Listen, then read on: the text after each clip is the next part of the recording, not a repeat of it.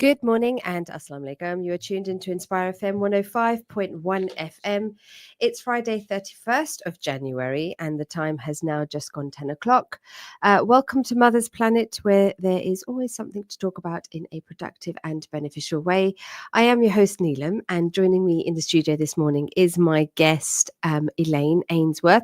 Now, I will be formally introducing Elaine a little later in the show, but first, welcome to the show, Elaine. Thank you. Thank you for having me. It's lovely to be back with you. Yes, it is. And I was just going to say to the listeners, it's not the first time that Elaine's joined me in the studio. And I have had Elaine in the studio with me before. Elaine, I'm just going to ask you to just slightly bring the mic a little bit closer to yourself so I can hear you a little bit better. Yes, Elaine has been on the show before, but Elaine is going to be discussing something a little different with me this morning. Elaine, how has your week been first? Busy, always a busy week with the organisation that I work with. Mhm. And as we were just chatting, it was a lovely day yesterday. It was nice and Yes. bright, so it gives you that feel-good feeling. Yes, and then absolutely. today we were back to it being a Gloomy. little bit grey and dismal. Yes, absolutely. It's all gloomy again, and it sets the mood differently. My youngest woke up this morning and she looked out the window and she said, "Oh, do I have to go to school this morning?" And I said, "Yes, you do." She just didn't. Yesterday was different for her. She said to me that, it's really nice and sunny, and it does change the mood, and it does lift you up a little. And she was quite happy to go in, but this morning she felt that Friday feeling and didn't want to go in. Yes. And that's what it was, I think. I put it down to Friday feeling. And it's the last day of January. It is. Where's January gone? I was just going to ask you. Yeah, no, I haven't got the answer to that one. Ask me something else. It's just whizzed by. I know. Scary, isn't it? Absolutely. And the only thing is the weather's not getting any better. It's playing tricks on us as we discussed. We had sunshine yesterday and then the gloom today. We're not quite sure what it's going to be tomorrow, but we're hoping for sunshine this weekend. Yes, let's hope so. It does make you feel better. Absolutely. Just lifts the mood up a little bit. But nevertheless, it's still cold. And so I've still got my layers on and my heating still is on in the house. So yes. Now, listeners, we are live on air, reaching out to all our listeners in Luton and surrounding areas through the airwaves at Inspire FM 105.1 FM. We are also streaming live on the Inspire FM Facebook page, where you must give the show a thumbs up and also can share your comments on today's topic. The show can also be heard on TuneIn via the Inspire FM webpage, and I am also taking in WhatsApp and text messages on the studio number 07779 481 822. Now our sounds are much better. I can hear us much more clearly.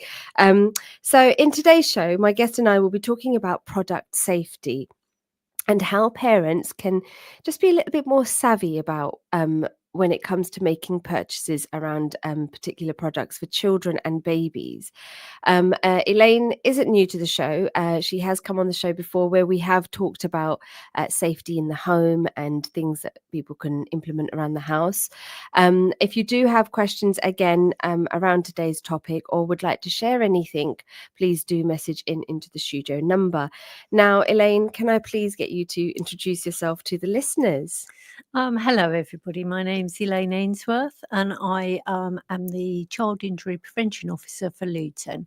I also coordinate a scheme called Safe at Home Scheme, and we've been on here before, as Neelum said, talking about child safety. And today we've got a couple of subjects that we're going to hopefully share with you, and you're going to get some good ideas from. Yes, hopefully, yes. So, Child Injury Prevention Officer. Can I know a little bit more about that role, what that actually means? Well, we originally started in 2009. It was a scheme that was set up by ROSPA, and it was a child safety initiative scheme to reduce the number of children that have accidents in the home, and that will reduce the number of children that end up going to A&E with an accident. We know that most accidents are preventable. So my role is working with ROSPA. I work with other safety bodies like the Child Accident Prevention Trust, the Lullaby Trust. They're all leading UK organisations.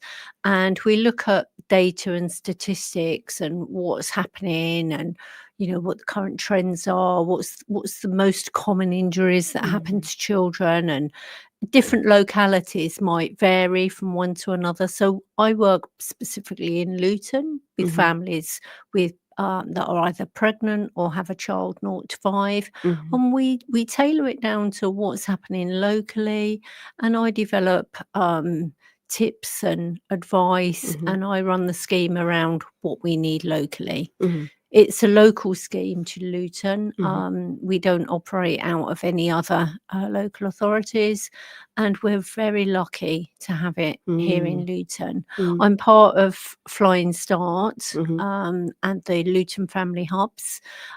We also work with the health visiting team, the midwives, the A&E department. So it's a real collaboration, and we work in partnership with the fire service. So any families that are pregnant or got a child under 5, we can help and support them in terms of child safety and keeping their child away from A&E. Absolutely.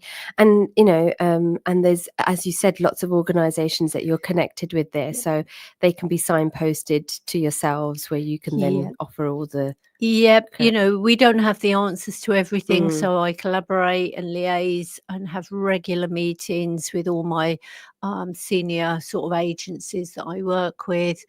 Sometimes they'll come to us for advice. Sometimes we go to them. They'll often contact me and ask me, because I work a lot directly with families, about how are we going to raise that advice with families? What's the best way to do it? Because myself and my team, I have a team of 10 safety advisors.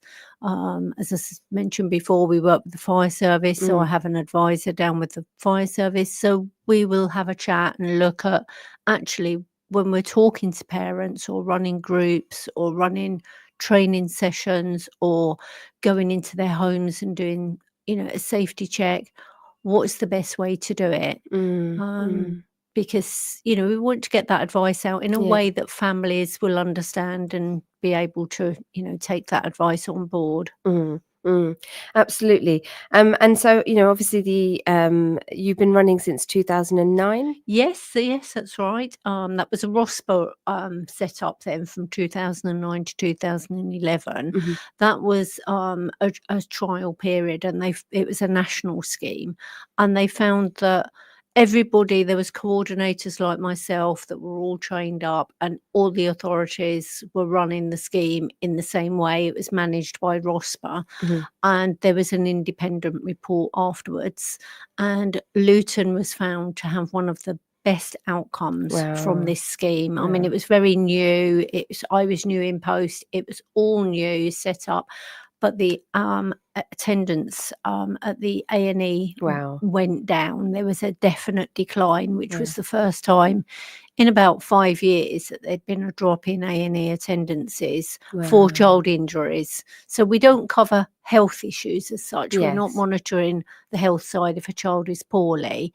It's whether that child's had an accident. And children under 5 are the most common age group to have an accident. It's the highest number of attendances is under 5s. Yes, absolutely. So, I mean, with regards to product safety now, looking at electrical safety, lots of people assume when they see a product on sale, it's going to be safe. Yes. Is it always the case? Well, we all like to think that, if we're buying something from, a shop or online, you tend to have the assumption that because it's sold, it must be safe and tested. Otherwise, they wouldn't be able to sell it. It's a very complex situation, especially when it comes to buying safely for your children. Not everything that's sold is safe. It might not have been tested. It might not meet the current British safety standards. It Mm. may possibly have met a standard from many years ago, but the standards are reviewed Updated, and yeah. they're updated. And as we learn more, things change and there'll be new recommendations and guidance. And one of the biggest changes we've had around babies in particular, is babies under 12 months, is about sleep safety. Mm. And a lot of the products that you buy don't meet the current sleep Wow. safety standards. You may have got away with it years ago, but nowadays it has changed. There's a massive improvement, Mm. but products are still sold. It Mm. is illegal to sell a product that's had a product recall, Okay. but not all products have a recall until it's been strongly identified there's Yes. an issue. Yes. So obviously babies and children are at risk until that recall notice Yeah. comes out. Yes, and which brings me to my next question now. So, is there something where people, need to? I heard registering electrical appliances, so Yeah, new or old. there is a website called Register My Appliance. So that's specifically for electrical items.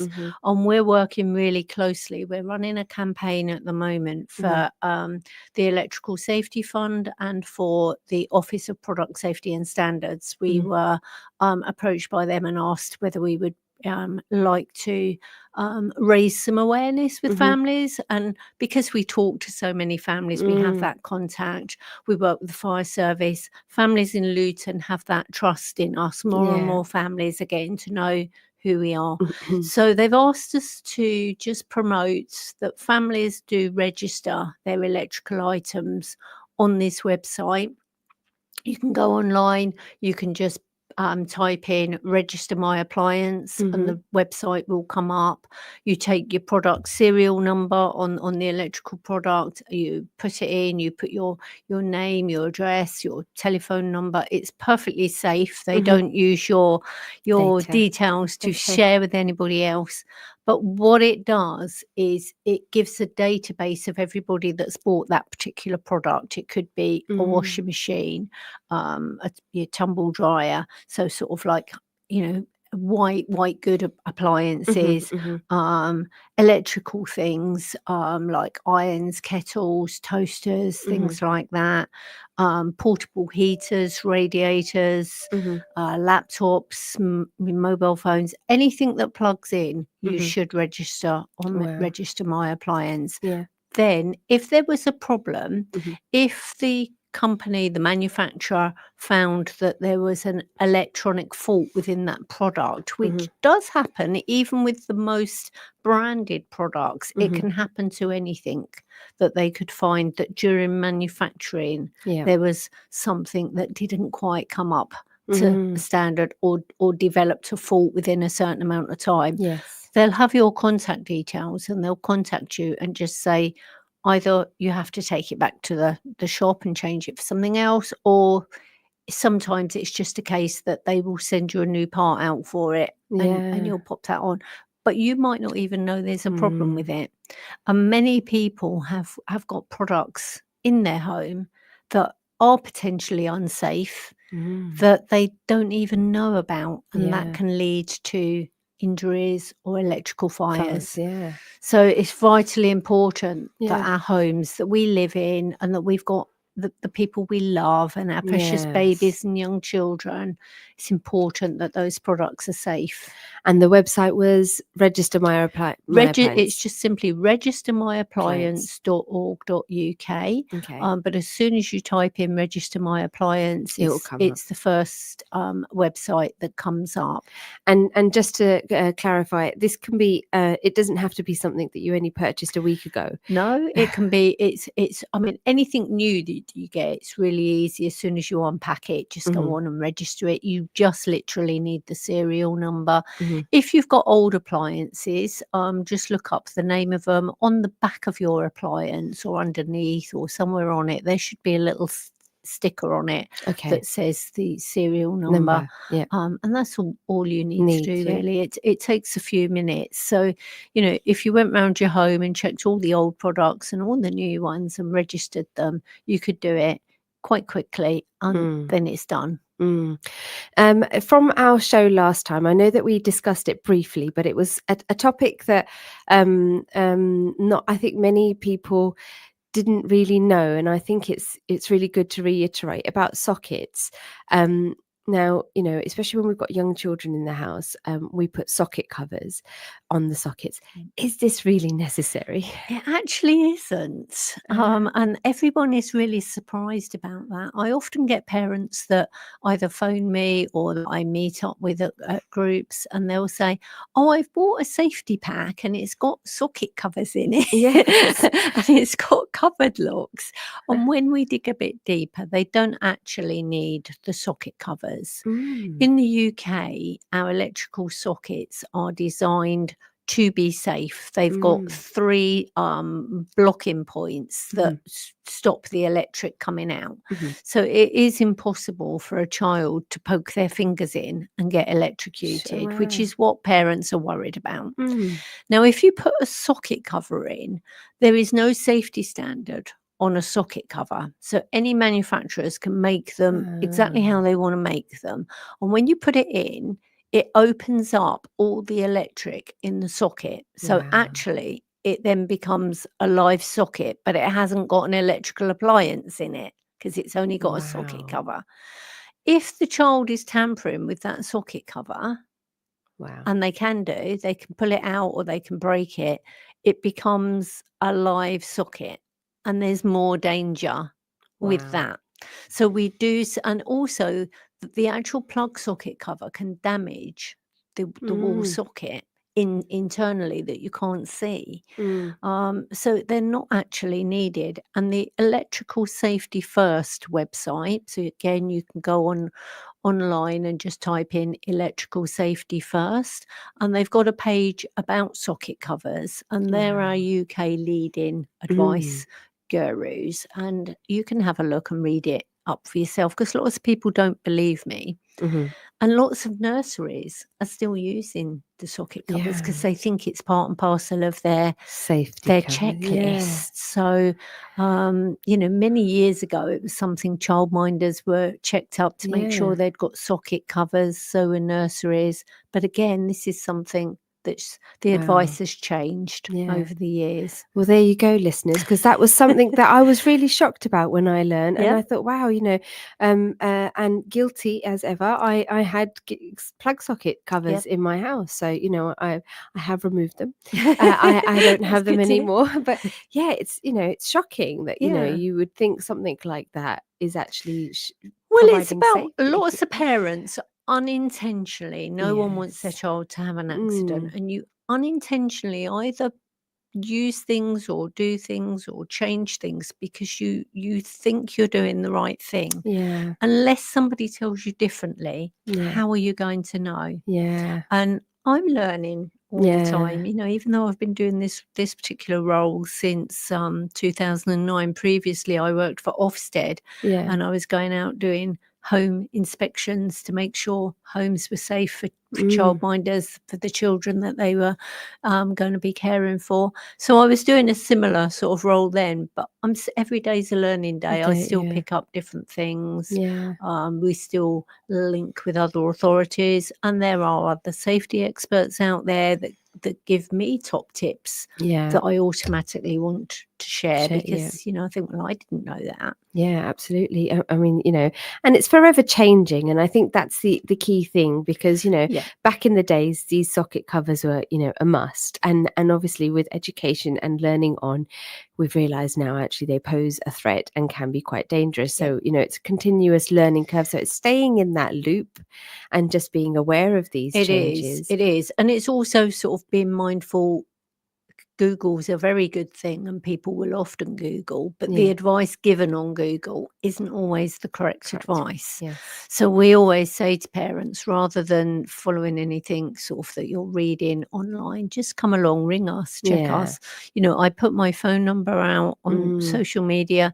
Anybody can get hold of me, talk to me. I'm not sat in an office, not talking to anybody. I'm happy to take calls. I get calls every day of people saying, I've read this online. Is is this what Yeah. I should or shouldn't be doing? Yes.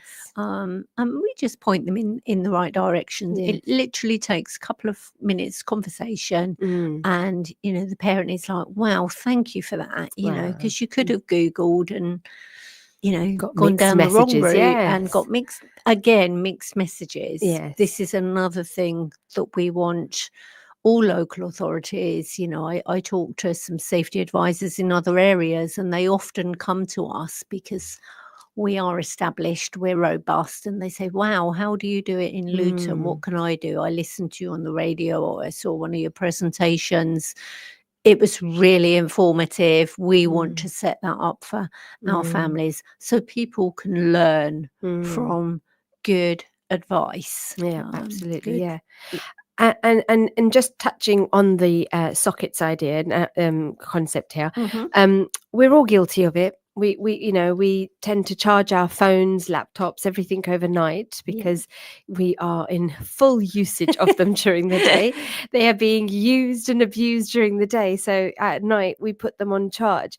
Uh, Are there any dangers, around doing this There habit? are dangers around that, unfortunately. I myself was very guilty of that. But if you notice when you plug your phone in or your laptop and you leave it plugged in and Mm. charging, if you're charging it overnight, you're going to be charging it longer for than Then an it's hour and a needed. half. Yeah. So that appliance, whatever it is, will be getting hotter and hotter and hotter. It Mm. doesn't sort of switch itself off and stop charging. Mm. It's still connected to the electric, so there's still a charge going through, and it gets warm. Mm. So we have to advise people, even during the day or all times, where you're charging your products. So ideally, phone on the worktop in the kitchen, plugged in and charging, and as soon as it's charged, unplug it Mm.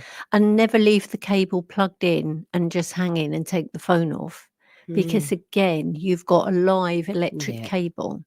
And when you've got children in the house, if they are able to access any wires that are plugged in and hanging out, if they put that wire in their mouth, they're going to get an electrical burn. Mm. And that happens. We see that in Wow. A&E.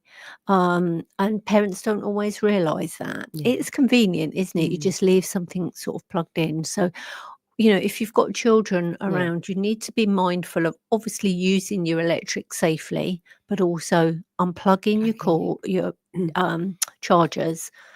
Have a little box where you keep all your chargers high Mm. out of reach, because they are a strangulation It's risk. good. Yeah. So it's no good just popping it on the side. You want it around for convenience, Yes. but you just need to think one step Yeah. ahead, which is what we try and sort of teach our families Mm. right from pregnancy right through to 5. We're saying to them, this could happen. I advise people to do certain things, but I like to tell them why, Mm. so that they then have a good understanding and can make safer choices for their Mm. little ones. Yeah, absolutely, and I think that's key advice there because yeah, I'm sure many listeners, myself included, are guilty of plugging our phones in and charging them through the night and Mm. just letting them be, thinking that we're doing the best for our phones. And also, actually, research shows that charging your phone or laptops at that duration of time can actually cause harm to the battery It of does. the It device. lessens the life of the Yeah. battery sort of anyway. So it's just really changing your whole family's Habits. attitude and Yeah. habits. Lots of teenagers, they copy what you do. Yeah. And if you're sort of set more safety aware from right when you're from your birth of your baby right the way through, you'll be instilling good Mm. safety messages into your children so that when they grow up, Yeah. my own granddaughter follows Mm. my safe at home posts and whatever, and she's 15 now, but she's just going into doing childcare. She's going on to Oh, college to do wow. childcare, and she had to do an assignment all about child safety, Mhm. and she was like, she'd already learned a lot just from Mm. seeing the social media Mhm. posts, and she was able to do it Educate herself. She yeah. didn't really need. I pointed her to a few websites to have a look at and Mm. stuff like that, but she knows quite a lot. So she'll be Wow. quite safety conscious when she Mm. herself has children. Yes. So You're doing the it's good thing there, yeah. Grandma. But it's even like, you know, people have said to me, it's like with their plug sockets, and a lot of people have extension cables in Yes. the home, Yes. and they've got lots of things plugged in, and you know, they perhaps haven't got many wall sockets in the home, Yes. and if they don't own the home, they're not able to put more sockets in, so they'll have lots of extension cables. We call it daisy chaining. When they have got an extension cable, they plug that into another one and then plug that one into the wall. So you'll see one plug socket with lots of electrical items plugged into Wow. it. Mm. That's highly dangerous. And that is something that the fire service are really hot on, because they get a lot of electrical fires Yes. from overheating Yeah. of the electrics. Each wall socket can only take 13 amps. Wow. And products like hair dryers, curling tongs,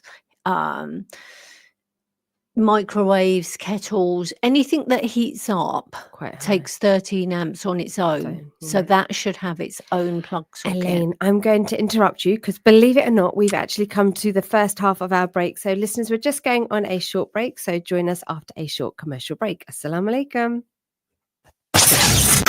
This program will continue after the break. Continue listening to Inspire FM. Inspire FM.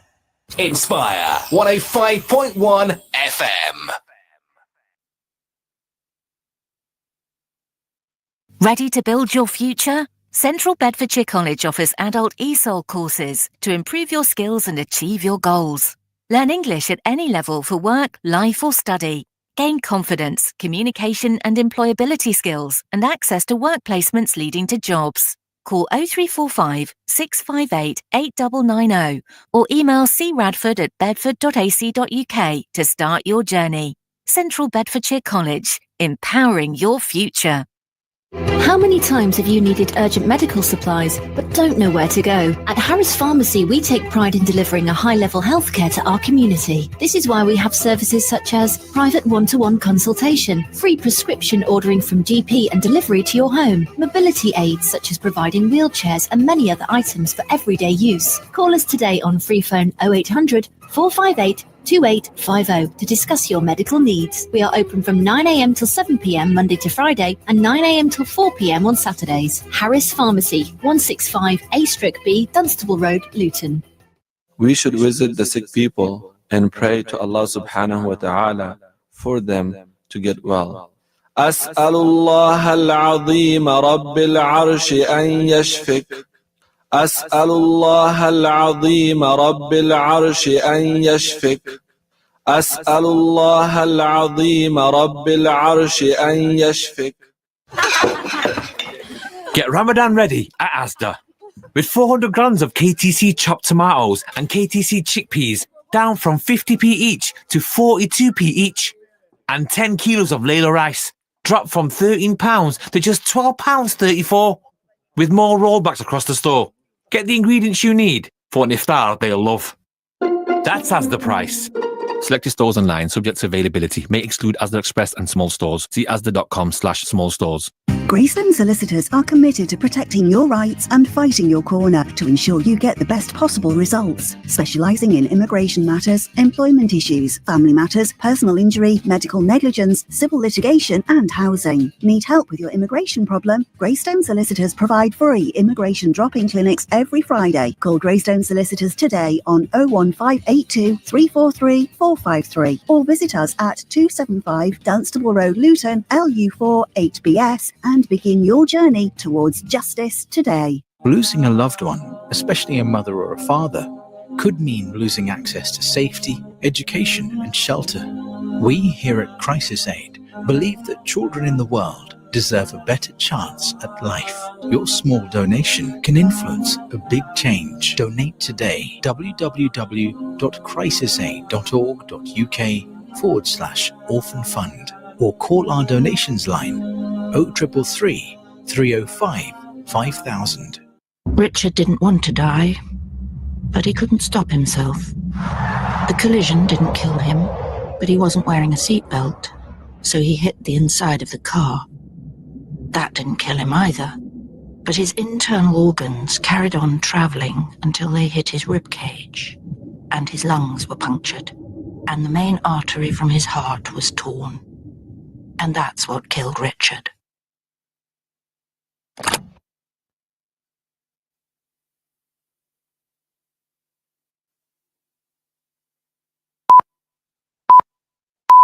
From the studios of Inspire FM, the time is now 10:30.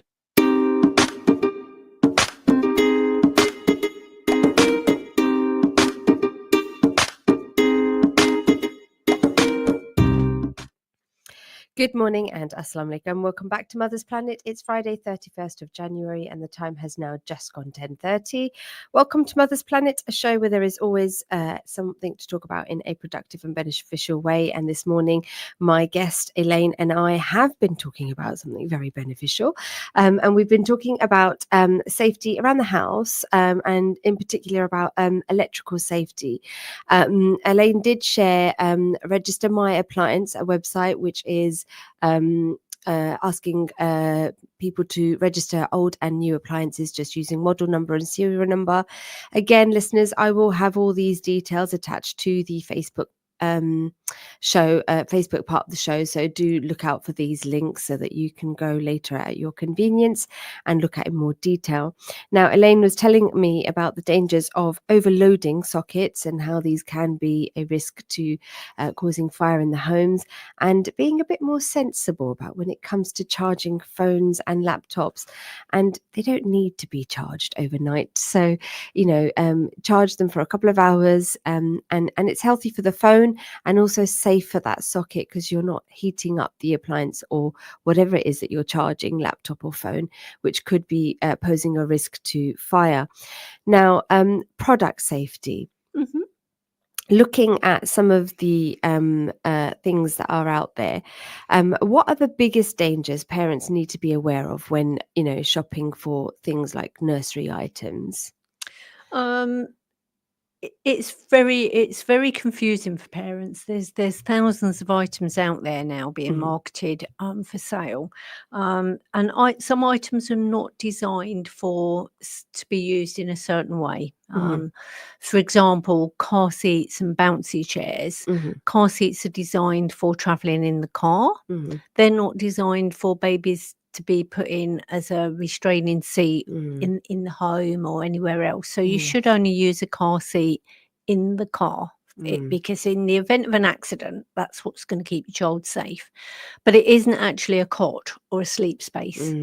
But we know babies fall asleep in car seats, and parents tend to leave them asleep because they've been waiting to go, for them to go to sleep. They'll bring them in out the car and they'll leave them sort of in that car seat. So when you're shopping and having a look, there are car seats that lay flat. There are some that are carry cot style. So you might want to look at your options.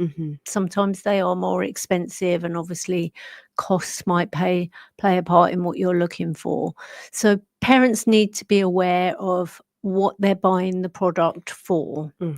They also need to think about safety rather than convenience. Lots of products are advertised that you don't really need, but they might be convenient, they might be pretty, they might look good, they might be soft, safe and squidgy, and the images look very attractive. The marketing is quite clever.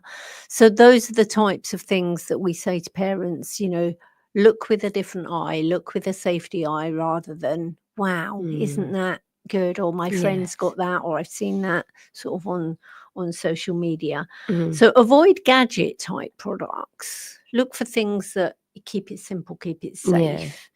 Also thinking about, it isn't just like nursery products like cots, prams and things like that. It's also about toys, being mindful of what toys you buy. Toys, you'll be looking that they're safe, that they're age appropriate, that there's no small parts that can come off. If it's an electronic toy, it might have a battery compartment. So can you easily open that? Could the child get the batteries out, especially if they're button cell batteries? Mm. Little ones easily pop them in their mouth if they can get them out, Mm. and they've swallowed them, and that's a life-threatening situation. So you need to make sure that you're not giving your child whatever. Any Mm. child under 5 should not have anything that they can get hold of the Yeah. battery. So looking for kite marks and safety standards is Mhm. something that we would be wanting to raise awareness about. Yeah, absolutely. I mean, you slightly touched on it there about social media. Mhm. Now, social media plays a huge, role in parents, especially Mm. new parents. We used to often rely on television adverts and posters and billboards, but often, I'm seeing a huge decline in, promoting any baby products or on things like that on television and billboards, and so people turn to social media platforms Absolutely. Yeah. and social influencers. What dangers does this pose? Well, it's a different world now. We haven't got so many shops that we walk in and Mm. walk around. I know you and I had this discussion about sort of retail shops are not Mm. so much there, and people tend to shop online, and Mhm. it's not so easy to feel a product and look at a product. So people do look on social media for Mm.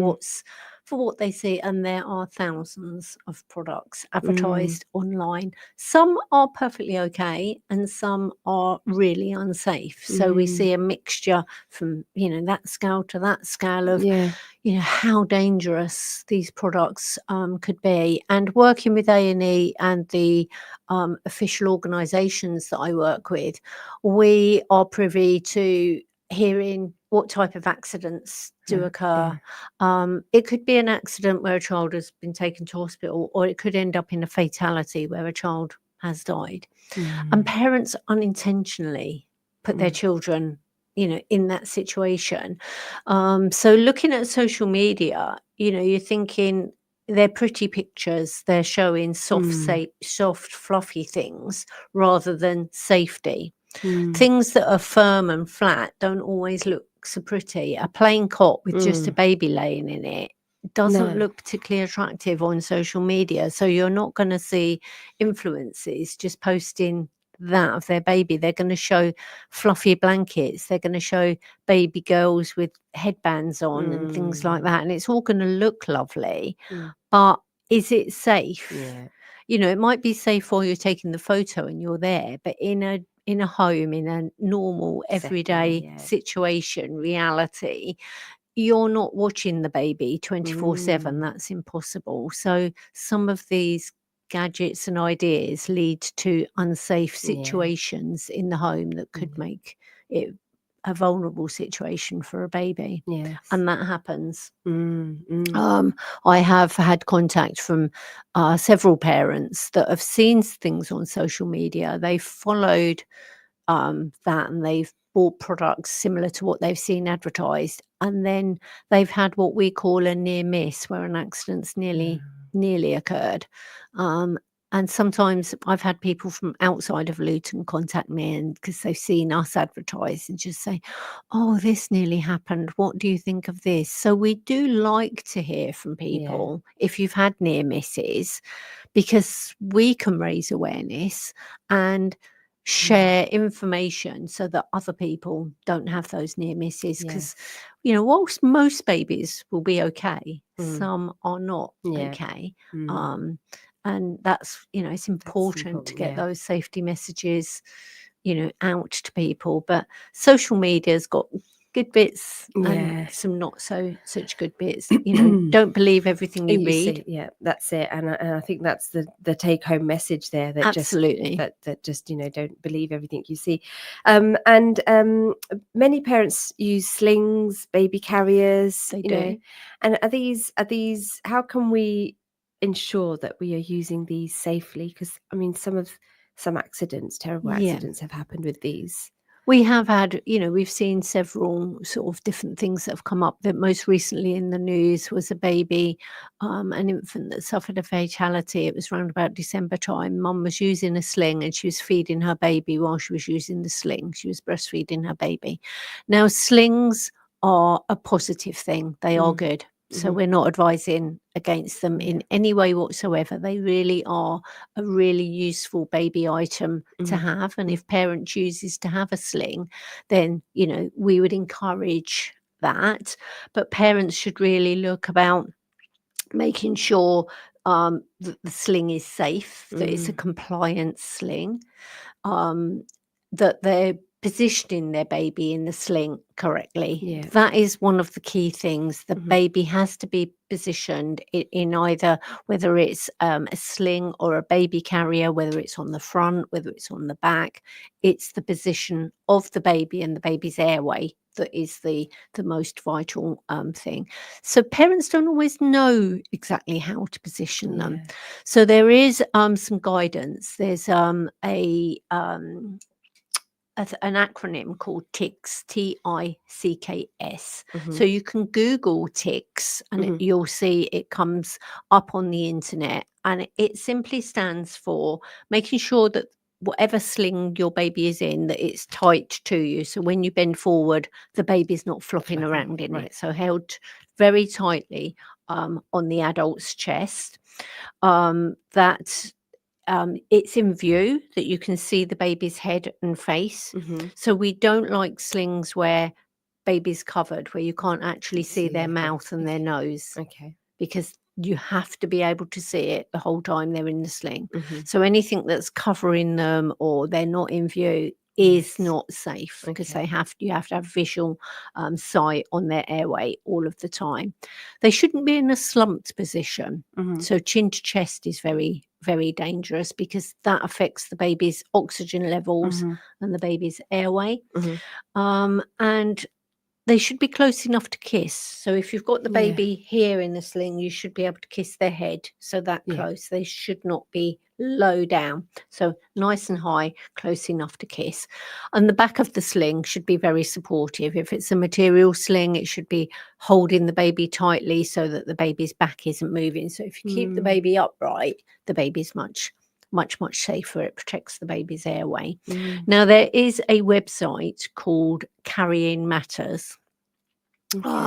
It's also on Facebook, Twitter X, and Instagram, and it's run by a lady called Dr. Rosie Knowles. So we've done a lot of work with Dr. Rosie Knowles over the years. She's been down and done training for us in Luton. She lives up north, but she is an expert in her field. She is a GP, but she specializes in baby slings, and she's developed this really useful website and social media platform. And she is where we all go to for our advice on slings, because, you know, I'm not a sling expert, but I will ask Dr. Rosie. And she runs information sessions. She gives advice online. She's got some video tutorials that show different slings and how babies should be carried. And that's really, really good for parents. So, you know, I would absolutely urge any pregnant parents or any new parents out there that are looking or thinking about getting a sling, or those that are using one, to go on our website, because she also gives advice on, if you're feeding your baby in the sling, how to do it safely. So that's the key is thing, knowing, you know, choose a safe product, but use it in a safe manner. Yeah, absolutely.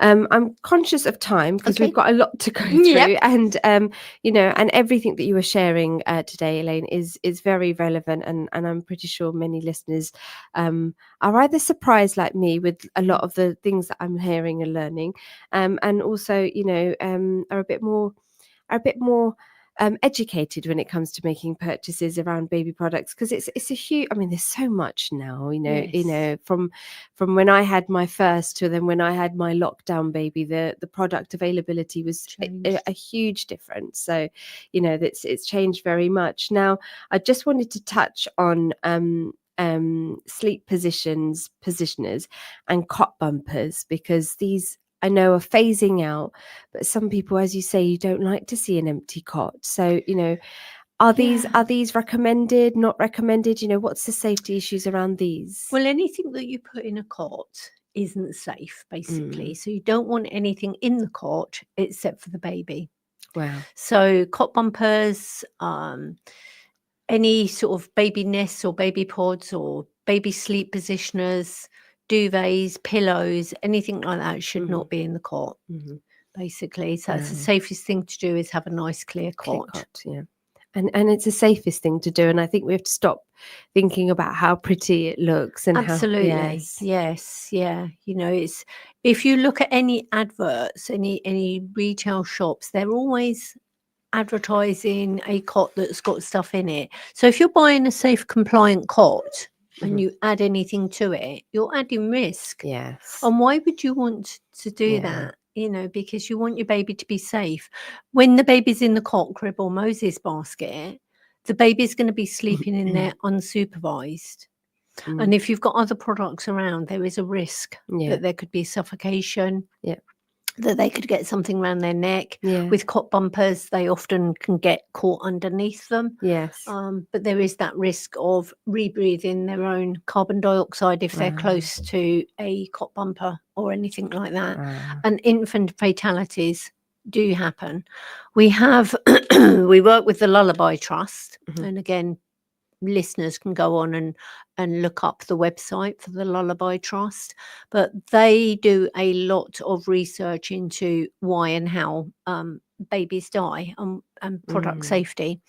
And there are about 200 infant fatalities per year across the UK, and a lot of those deaths are associated with unsafe nursery products and how baby was sleeping.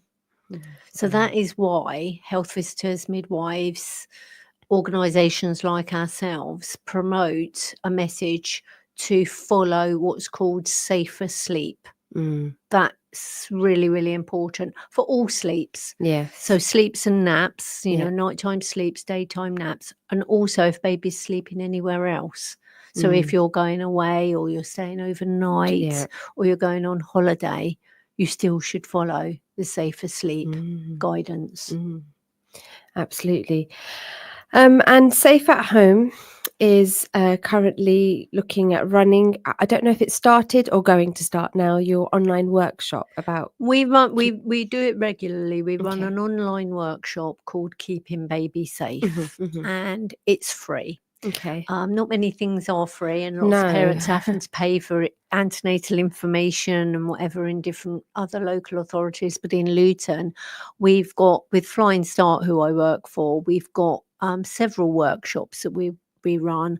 One's Bump Baby and what it's called, Bumps Baby and Baby Stuff, and that's really informative. That's a course that parents can either go along to or they can log on online and learn all about what to do when they're pregnant, for getting prepared for their baby.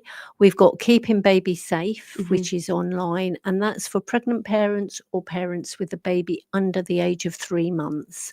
And I give a lot of advice about what to look for, and parents will get a baby information pack and a goodie bag, so it's well worth coming along. Absolutely. And booking onto that. So it's informative. 100% of our parents that have attended are like, wow, thank you, you know, I didn't know that, I'm so glad you told me. You know, it's we're passionate about safety. I can see that. I can really see that you're very passionate about what you do, but I wish I had met you many years ago when I had my children, because I have to admit, I mean, I know lockdown was a terrible time anyway, but when I had my youngest, it did feel for me like I was starting again, because there's a bit of a gap between her and my last. And I would have really appreciated these workshops that are running now, you know, they would have hugely opened my eyes and, you know, just educated us much more. And we were at quite an advantage, her being a lockdown baby, because we were more aware of her and we focused on her. So her sleeping, her walking, her talking. More in tune. We were much more in tune, you know, as a family about what she was doing. So I think that's probably why fatalities for babies during lockdown, you know, newborns, was probably declining. It was a strange time. You know, there were certain things where, you know, data went up, but certain things where it went down. We noticed breastfeeding rates went up because mums were more settled at home. They weren't going out and about. They were perhaps more comfortable. And other things, there wasn't the distractions. Yes. So like you're saying, people were a little bit more in tune. Yes. And you couldn't get out and you couldn't keep looking for all these, other things. So yes, that was an absolute benefit. Absolutely, absolutely. The only benefit. And I know, well, yeah. Yeah, there were very many that were not good things. So, I mean, safer sleep is a huge concern for new parents, and you've recommended the Lullaby Trust. Is that? Yeah, we work closely with the Lullaby Trust, and we don't want parents to be given conflicting information. Yeah. So the Lullaby Trust, the NHS, the health visiting team, we work collaboratively together, and we're giving out the same information. I have regular meetings with them. We train professionals, all the professionals, and everybody is given the same message, because it can become confusing for parents. What to do. So with safer sleep, it really is about, where your baby sleeps. Is it flat? Yes. We don't like babies sleeping on any incline. The reason, and like I said before, I like to tell people why, is because if baby is sleeping in an inclined upright position, their airway is slightly closed and they're not getting as much oxygen to their brain. If baby is laying flat, they get more oxygen. So we know that oxygen is vital. It also helps prevent sudden infant death syndrome. If baby is laying flat, they've got less risk of a sudden infant death. Yeah. So sudden infant death is when a baby goes to bed healthy but doesn't wake up. Yeah. So again, Lullaby Trust does a lot of research around that. We know that breastfed babies also have a lower risk of SIDS, and for often with parents, they want their baby to sleep deeper and longer. And a lot of the nursery products on the marketing of it, on the packaging, it will say this will help your baby sleep. Newborn babies are designed to wake frequently in a 24-hour period. Yeah. They don't have day or night. And to wake little and often for feeding is actually protective, and it protects against SIDS. So that's another reason for not buying all these gadget type products, because they're going against what nature intended. Wow. There we go, listeners. Now we've got a couple of more minutes to the end of the show, but I just wanted to ask a couple of questions. So I'm just going to put those 2 questions out. It's towards the end. If a parent suspects a product is unsafe, what steps should they take? And mostly, which I think many listeners would like to know, is how can they stay updated on the latest child safety? If you think that you've got a product that you're worried about, any type of product, whether it's an electrical product or a nursery product or anything in the home that you think, oh, that's not good, you can contact the Citizens Advice Bureau either online or you can ring them up. The Citizens Advice Bureau in Luton will take the details of the product that you're talking about and they will refer it to Trade-in Standards, who will look into it. There could be investigations going on with that product with other local other Trade-in Standards departments, but they have a database looking into products, and they will have a look at it and decide whether it's safe or not. They will take up with whoever's manufacturing it or retailing it to see what needs to be done, and they will often contact the Office of Product Safety and Standards, and they work collaboratively together to see whether there needs to be a product recall on that. It's important to make sure that you're not reporting a product that is safe but you're using incorrectly and making it unsafe. And also you have to follow the guidances to the instructions, what age group it's suitable for, because sometimes people report things that's unsafe for the baby, but it was manufactured for an older child, so therefore it's deemed safe. So it's just not every complaint that comes through isn't always valid. So they do sort of fish out what is safe, what is genuine, and what needs investigating. So yes, and I always ask people if it's anything to do with children's toys or baby products and they live in Luton, please let me know what product it is, because if I'm aware of anything that's building up about that Yeah. product, I will also follow up on it, and I will raise awareness to other parents. It's how we keep everybody informed. It could save one child's life. Absolutely. So it's worth doing. Yeah. And parents staying up to date with child safety, because it's continuously Absolutely changing. important. Yeah. I mean, it's like this morning we had a safety alert come in this morning, 7:00 this morning, about product safety. It was shared by the Child Accident Prevention Trust, and straight away that's gone out on our social media today. So we are reactive when anything is brought to our attention. It goes straight out on our social media. So we can't ring every parent, and it's impossible for every parent to sort of stay in contact with us. But if you have got social media and you're on Facebook, Twitter, X, or Instagram, then you can follow Safe at Home, CIP, or Safe at Home Luton. The CIP stands for Child Injury Prevention, because if you just put Safe at Home in, other things do come up. So just put Safe at Home CIP or Safe at Home Luton on Instagram, and you will follow us. So that's a really good way of keeping up to date. Okay. Well, Elaine, thank you so much for joining me today. It's been a pleasure talking to you. A great eye-opener. I'm always learning everything. Every time I see you, I learn something new. So That's good. I do appreciate that. And I can see that you are very passionate about what you do. So I wish you all the best. Thank you for having me. Listeners, I wish everyone a Friday blessings. And again, anything that I can share on the Facebook page, I will do so. Assalamu alaikum. Coming up next, Buzz Minot with Brother Mehros. This is Inspire FM.